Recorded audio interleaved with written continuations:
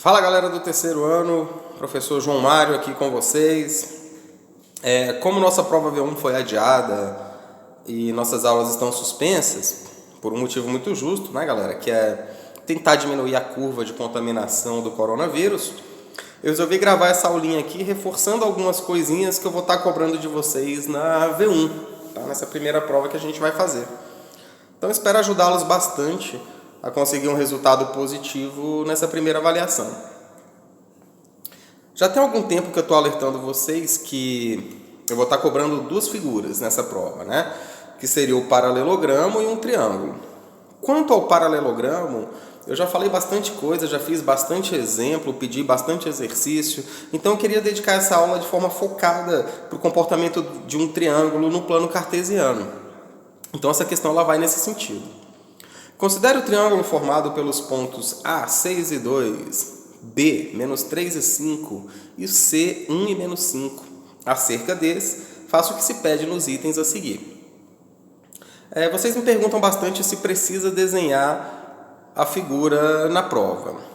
Pessoal, a nível de pontuação, eu não vou estar observando a figura, não vou estar observando o desenho, tá?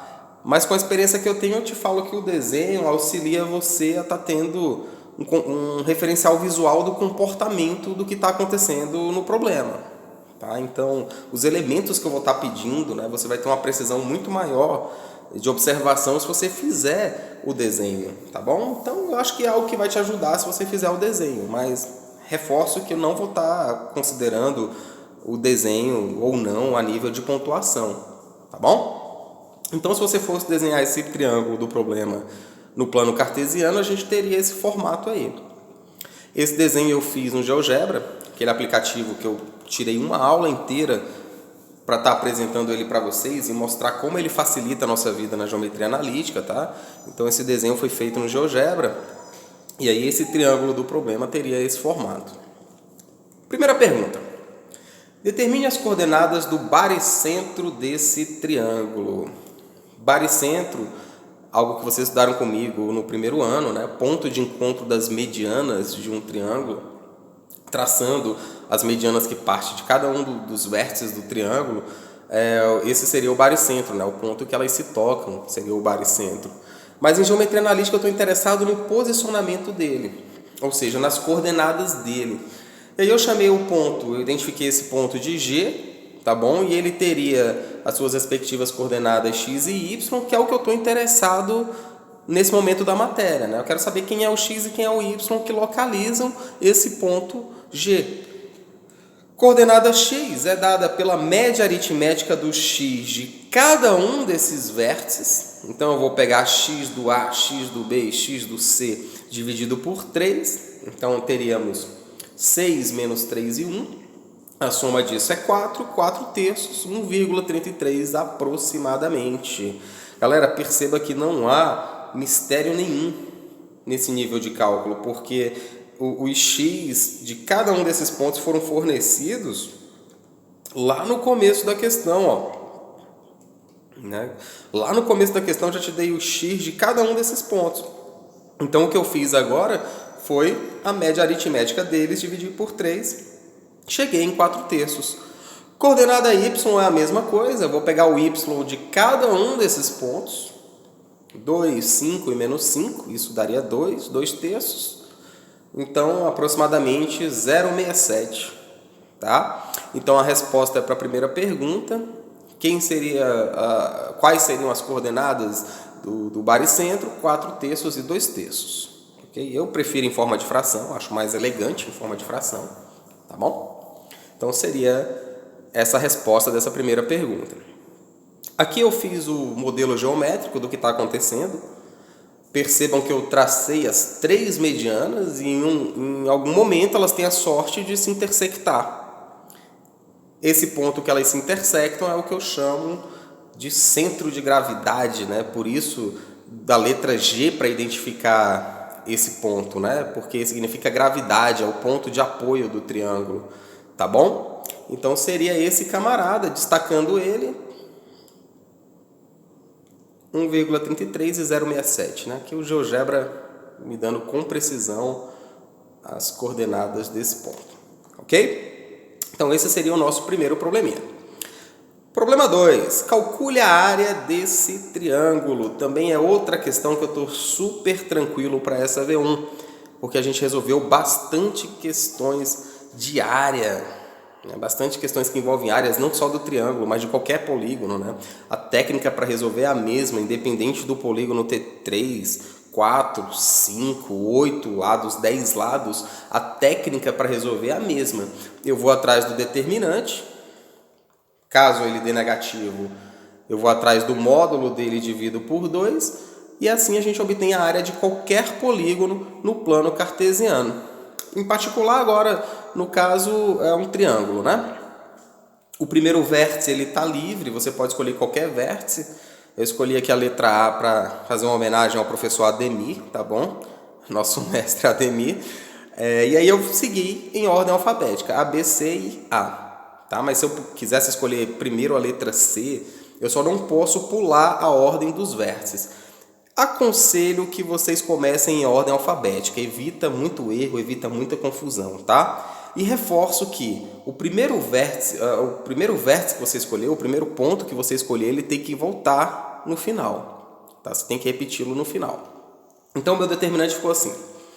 Como eu comecei do ponto A, B e C e voltei para o ponto A nessa ordem, ficou 6 e 2, menos 3 e 5, 1 e menos 5, 6 e 2. As respectivas coordenadas, né, de cada um desses pontos. Fazendo o produto das diagonais, lembrando que nós temos dois sistemas de diagonais, um que sai da esquerda para a direita e outro que vem da direita para a esquerda. Então, primeiro da esquerda para a direita, 6 vezes 5, menos 3 vezes menos 5, 1 vezes 2. Agora, voltando, e a particularidade, pessoal, dessa segunda diagonal, o resultado do produto troca o sinal. Tá? Então, quem é negativo fica positivo e quem é positivo fica negativo.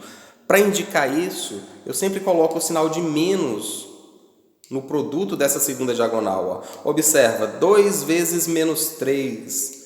Eu coloquei menos 2 vezes menos 3. Esse menos está indicando exatamente que eu vou trocar o sinal do resultado do produto. 5 vezes 1.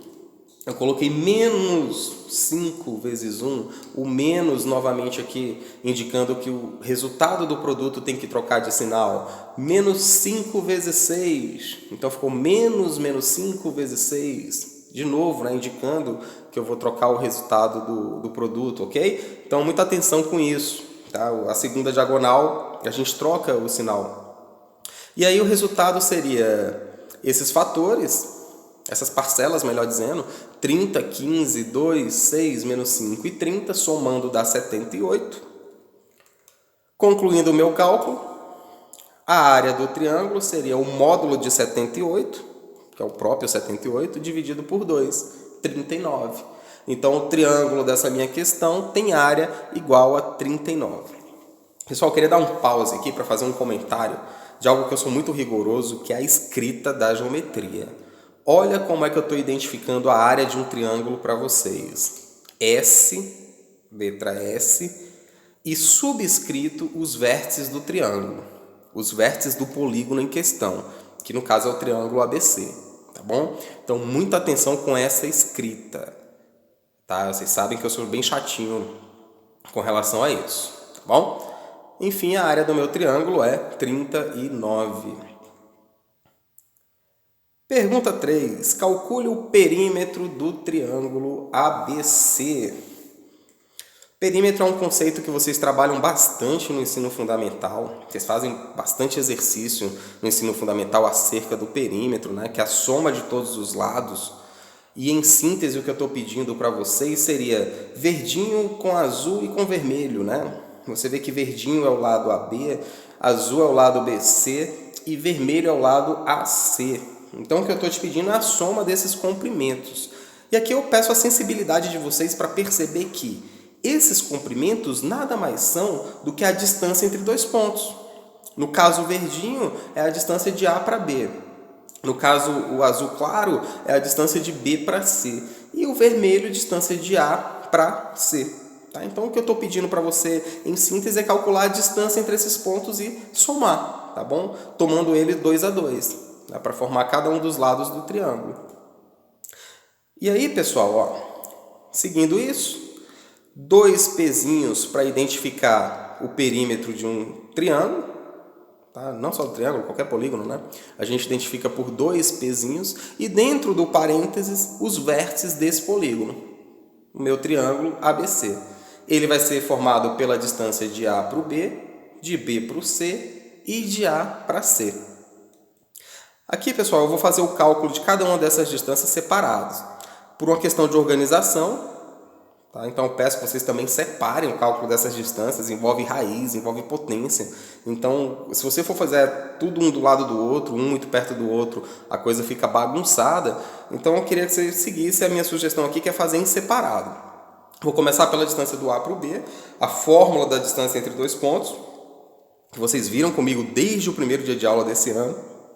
Distância de A para o B é a diferença das coordenadas x ao quadrado, mais a diferença das coordenadas y ao quadrado, tudo isso dentro de uma raiz. Galera, percebam que não há dificuldade, porque essas coordenadas foram fornecidas para vocês lá no começo da questão. Então, eu vou só substituir valores. X do A é 6, x do B é menos 3. Substituo esses valores. Y do A é 2, y do B é menos 5. Faço essas continhas, ok? Cuidado com o jogo de sinal, é um erro bem recorrente quando eu vou corrigir a prova de vocês, é jogo de sinal. Então, cuidado com o jogo de sinal. E aí eu teria como resultado dessa primeira raiz de 90, que é 9,5 aproximadamente. Raiz de 90 não é um valor exato, então eu aproximei, deu 9,5, ok? Agora eu vou para a segunda distância, que é a distância de B para o C. De novo a fórmula da distância. Terceiro ano, observa que agora eu troquei os vértices, né? Então, consequentemente, as coordenadas que vão ser consideradas vão trocar também, vão mudar também. Então, seria a diferença das coordenadas x de B e C ao quadrado, diferença das coordenadas y de B e C ao quadrado, dentro de uma raiz. Substituindo esses valores,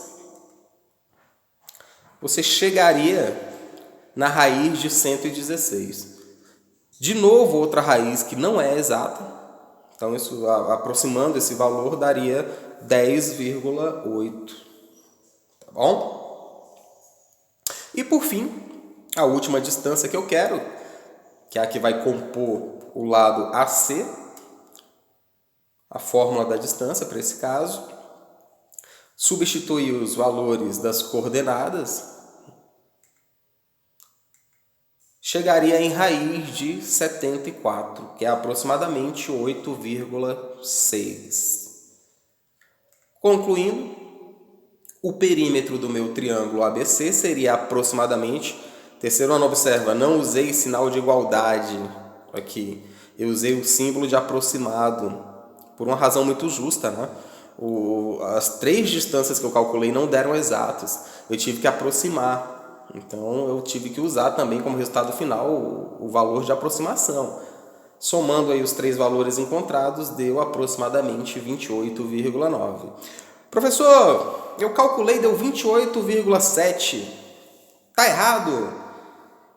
Pessoal, por saber que se trata de um cálculo que não é exato, você circulando ali em torno do 28, né, tem uma margem de erro aí que matematicamente ela seria de 3 para cima e 3 para baixo, tá bom? Então, tendo essa margem de erro aí, eu consideraria sim, com certeza, o seu resultado, por saber que se tratam de valores aproximados.